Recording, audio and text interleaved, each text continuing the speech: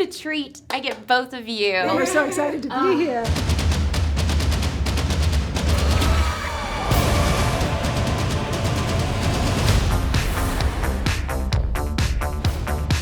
Where do we find your character? Where do we find Diana? So Diana has been around. You know, in the first movie, we got to establish Wonder Woman and to tell the journey of Diana Prince becoming Wonder Woman. Right. And in this story, we meet her in 1984. She's been around. She's been helping mankind.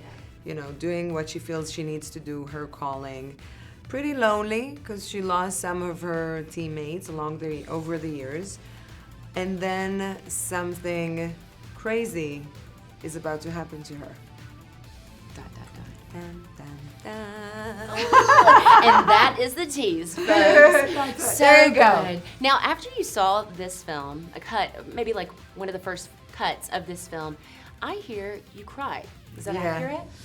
Yes, and I'm not an easy crier. No. Just to, save my pride. She's no crybaby, folks. She Like is when I'm Wonder Woman pregnant, for a I'm not the reason. type of women who watch commercials and cry. But you didn't do that for the first one, but you did it No, this time I around. had such a strong reaction to this movie. Why? And it caught me off guard. Why? I think it's. I can't tell you what happened in the movie that made me cry. I can just say it was the very beginning. But I've never seen that. All of a sudden, I wasn't the gal, Wonder Woman, the actress, the producer who were on set and were there when everything was shot. I was little girl from a suburb in Israel watching all by myself in the cinema, which is for itself a surreal experience, watching this thing, and I've seen this amazing woman, girl, doing this amazing things. And I did not expect that. And all of a sudden, I didn't even notice, I forgot it was. So it was very effective. And that's the moments where you're like, this is why it's so freaking important. This is why it's not like any other movie. We're doing something that we hope is gonna have an impact, but it hasn't. It's very impactful on us already. So touch wood, it's a good sign, and I hope you and the audience will have a similar reaction.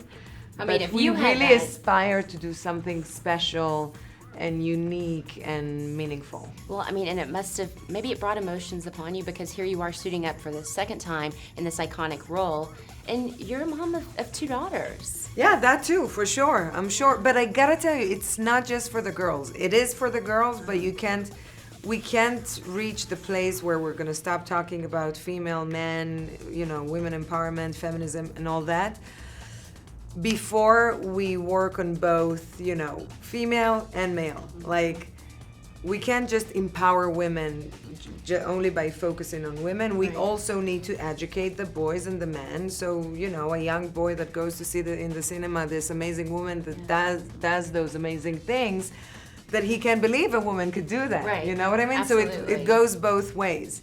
And you guys have done such a great job pairing up these two fearless women. I mean, just taking on the big screen. But Patty, what has been? Yes! You got it. You got that magic touch. What was the most difficult thing for you in bringing this comeback, the sequel, to the big screen?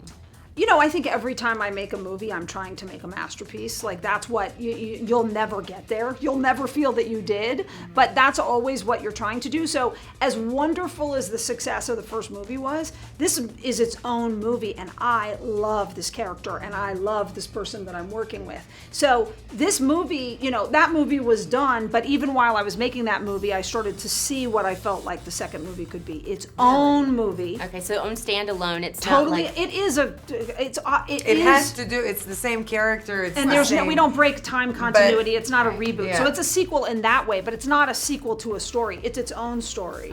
And so it was something that really started to come upon me while we were shooting the first movie, and we started to work on it then. So, I'm aiming for this movie to be better in every way, and I feel like we aspired to make something that we felt was grand and fantastic and something you'd want to go see in the theater. And we did something that I think is super exciting, which is, someone was just asking me about technology and saying, do you feel a need to stay ahead of the curve? I said, no, I don't. I just feel a need to make a great movie. However, when I've observed what was happening in technology, I said, how about we do the opposite? Instead of using technology to do more things on green screen and in CGI, let's use technology to get wires to do things, to make people do it for real.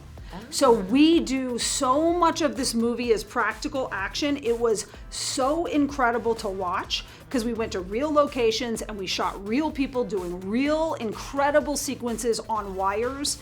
And a lot of the wire rigs we did, no one's ever done before because the wires have gotten so sophisticated, but it's gone out of vogue of shooting that way. We had to have special studios for that because it was all so big and weeks everywhere. And weeks of rigging, really hard for her, really hard for the actors. But it was like I'm still recovering. I feel so lucky we got to make this massive, grand film. And we are flashing back to 1984, so perhaps that's why we're taking a little throwback to some of these means of filming. So can't wait to see the big hair. Awesome. Oh my God! Just wait. The costume. Just wait. I love it. We're all 80s gals, right? Thank you so much. Thank you so much. Obrigada. Yeah. We're still in Brazil.